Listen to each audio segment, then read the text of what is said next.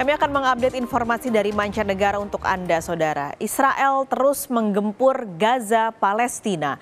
Sejak perang pecah pada 7 Oktober 2023, sudah lebih dari 23.000 warga Palestina meninggal dunia akibat serangan Israel. Sebanyak 23.210 warga Palestina telah meninggal dunia akibat serangan Israel sejak 7 Oktober 2023. Lebih dari 58.000 orang juga terluka akibat serangan Israel di Gaza.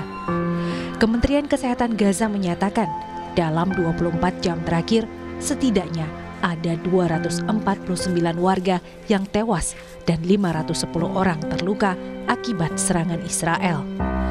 Mayoritas korban tewas merupakan perempuan dan anak-anak. Serangan Israel juga meluas ke wilayah Gaza Tengah dan Selatan. Pada Selasa waktu setempat, serangan artileri dan tank Israel membombardir wilayah permukiman di Khan Younis. Israel mengklaim telah menghancurkan terowongan dan gudang peralatan tempur yang ditemukan di area permukiman warga sipil. Badan Pertahanan Israel yang bertanggung jawab atas urusan sipil Palestina mengklaim bahwa bantuan yang masuk ke Gaza cukup dan tidak ada kekurangan makanan di daerah yang terkepung. Mereka justru menyalahkan kelompok-kelompok bantuan internasional dan menyarankan PBB meningkatkan jumlah pekerja yang menerima dan mengemas bantuan. Pekan lalu, 2 senator Amerika Serikat yang mengunjungi penyeberangan Rafah mengungkap proses rumit yang memperlambat bantuan kemanusiaan. Kerumitan disebabkan oleh inspeksi Israel dan penolakan terhadap bantuan kemanusiaan yang sangat dibutuhkan. There is a need for additional UN manpower to receive and pack the aid. There is also a need for more trucks to transfer the aid to Israel for security checks. There is a need to extend the working hours at Rafah crossing and of the UN staff receiving the aid there, to avoid trucks waiting for hours and sometimes overnight to enter Gaza.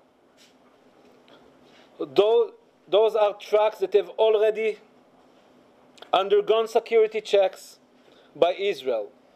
The checks are not the bottlenecks. Padahal penutupan jalur bantuan yang dilakukan Israel mengakibatkan pasokan bantuan makanan dan medis sulit masuk ke wilayah Palestina. Hal ini membuat warga Palestina yang kelaparan sempat menyerbu 2 truk berisikan bantuan yang akan menuju wilayah utara jalur Gaza. Tentara Israel melanjutkan operasi militernya di wilayah Khan Younis. Serangan dilancarkan ke 30 target termasuk gedung, terowongan bawah tanah hingga fasilitas penyimpanan senjata Hamas. Sejak perang pecah pada 7 Oktober 2023, warga Palestina harus berkali-kali berpindah tempat perlindungan. Perang terus berkecamuk antara Israel dan Hamas sejak awal Oktober 2023 lalu. Kini, warga Palestina yang mengungsi di sekitar Masjid Al-Aqsa terpaksa memindahkan tenda pengungsian mereka menyusul intensifnya pengeboman di sekitar Rumah Sakit Al-Aqsa di kota Deir al-Balah, jalur Gaza Tengah. Sebagian warga mengungsi ke kota Rafah, sementara sebagian lain mencari tempat perlindungan baru di kota Deir al-Balah.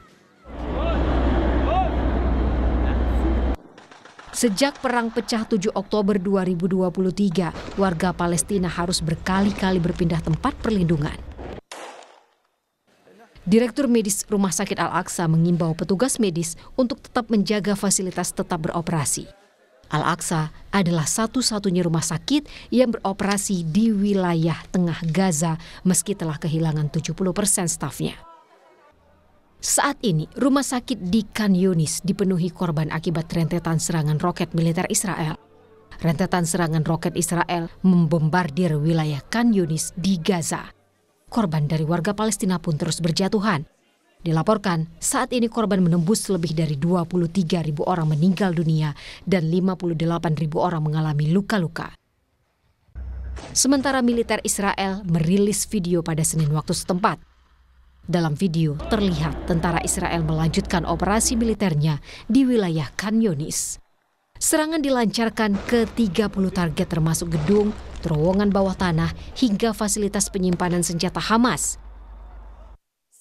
Indonesia hingga kini masih pada komitmennya mendukung kemerdekaan Palestina.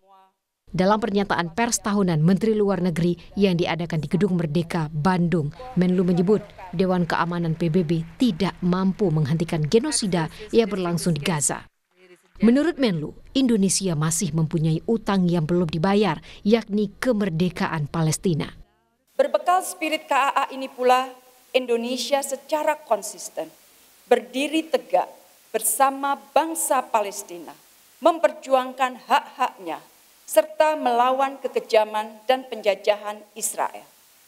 Indonesia memilih berada di sisi sejarah yang benar untuk membela kemanusiaan dan keadilan bagi bangsa Palestina. Serangan Israel di Gaza telah membunuh lebih dari 22.000 warga Palestina dan meratakan wilayah kecil di tepi Laut Tengah.